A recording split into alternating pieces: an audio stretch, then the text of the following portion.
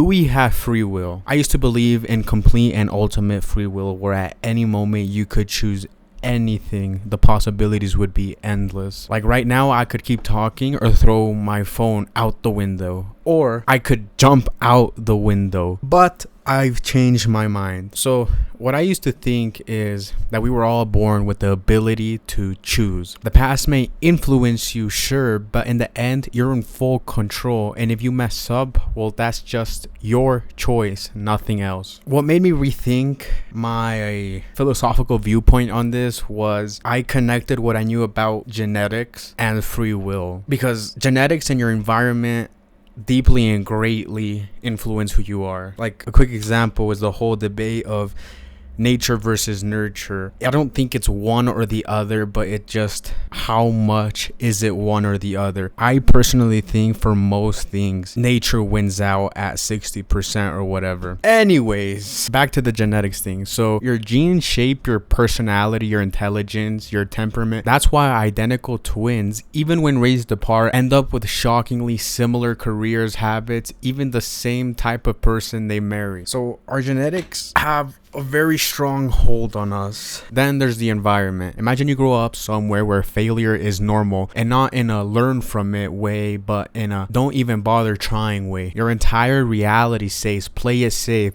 don't take risks, stick to what you know. Now compare that to someone who grows up in a wealthy area where people encourage you to try new things, fail, and keep going. These two people live in completely different mental worlds. I heard this analogy from a video. I don't remember the exact context and the exact analogy, but it was something like you telling a homeless man to just get a job can be like telling someone to jump out a window and fly. Sure, it's possible in your mind, but in reality, everything he's learned says it's impossible to get a job. Just as if someone told me to jump out a window so I could fly, I know that's not possible, because everything in my life and my environment has led me to believe that I will fall down and get injured or worse. Back to the homeless man, he wouldn't be stubborn or lazy. I mean, his genetics could presuppose him to that, but his environment showed that not trying is better than failing. So with all of that, back to the free will. I think we do have free will, but it's not unlimited. We make our choices, but the menu of choices we even think about are shaped by our genetics and our environment. It's like playing a game, but the rules were written before we were even born. Some people get rules that make winners easier, others get rules that make winning impossible.